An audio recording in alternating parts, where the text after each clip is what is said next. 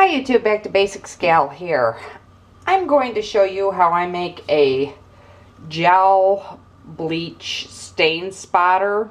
It's like those bleach pens you see in the store. I'm going to put the recipe below so you don't need to write anything down. I'm going to start by putting the water in a heavy bottom saucepan, and I'm going to add to that cornstarch. And we're just going to add that to that, and then I'm going to bring this to a boil on the stove, and once I do that I will bring you back. I'm going to make sure that when I put it on the stove, I don't want any lumps in this, so I always try to use cold water. And you don't need to use anything but tap water for this, that's fine. But I'm going to thicken this on the stove, and as soon as I get that done, I'll bring you back after I let it cool. Alrighty, I have let this mixture cool, and I already started to add the Clorox bleach. You can add anywhere from 3 to 7 tablespoons to the mixture. I'm going to add 2 more. That brings up, I had forgotten to turn back on the camera. So that brings my mix up to 5 tablespoons of bleach to the 3/4 of a cup of cornstarch. And don't worry, I will put the recipe below. And I like to reuse these on bleach, this for the bleach, the mustard containers, because they have the fine tip and they're screw tops. So I don't have to worry about them not staying on.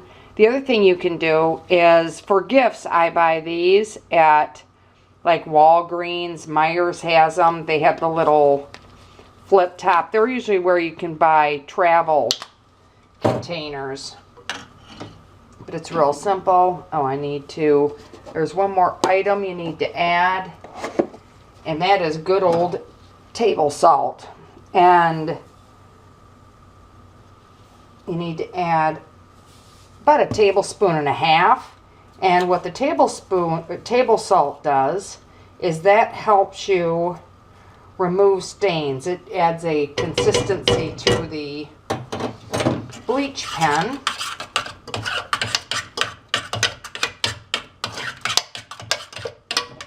And you'll see that this is really gelatinous texture here. But you have to do this when it's cool. Make sure you wear gloves. I did open up the kitchen window. And just spoon it into your funnel.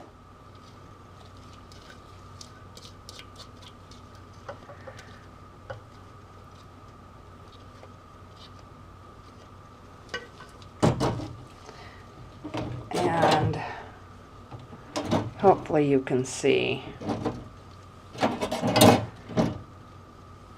this. It's funny because this the chemical reaction that is made, this does get loose, looser as it sits. It's some kind of a chemical reaction with the cornstarch, the bleach, and the salt that makes it real easy to fill these containers.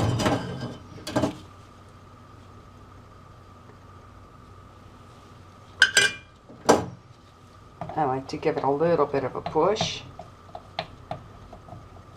Here, using a skewer.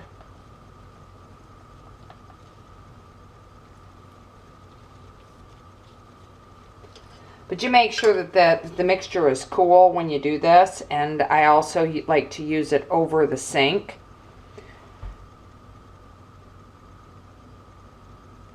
And you can see it's starting to go in on its own.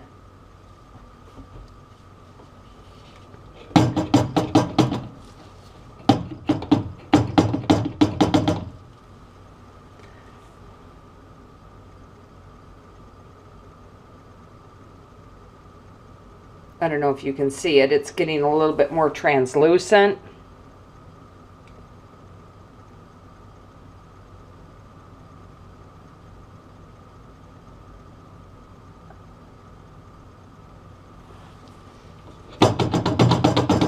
I usually walk away. I don't usually stand here and watch this do this. The first time I made it, I did.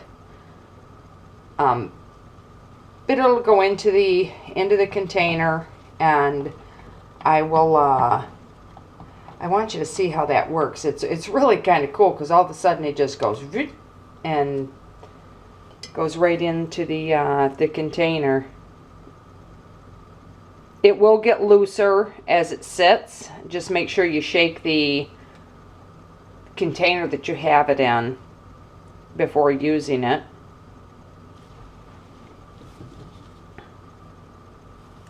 You can see it's slowly going in.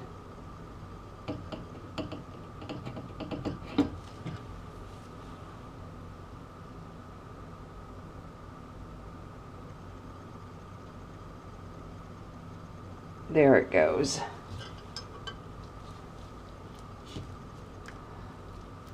So it started out to be real thick. Now it gets looser and looser.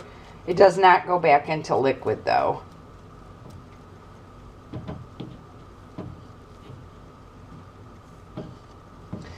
I do have eye protection on in addition to wearing the gloves and having the window open here.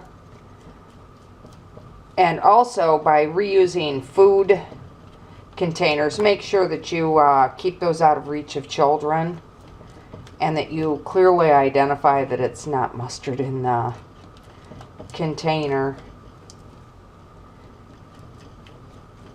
But these pens, although I don't like using chemicals on clothing, these little pens do help if you need to address a stain on a pattern top or garment that isn't isn't totally white.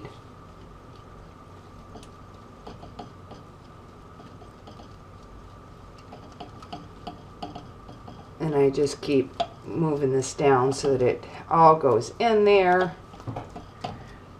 This is the most time consuming part, this and the waiting for the cooling.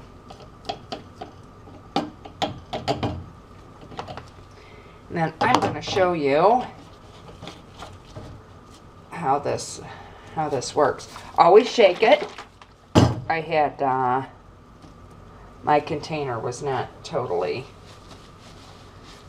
done, but I do want to show you on a rag how the consistency is. I don't know if you can see that. There. So you can see that you can point this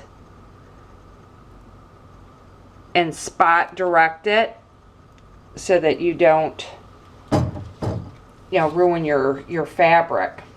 Anyway, this is Back to Basics Gal.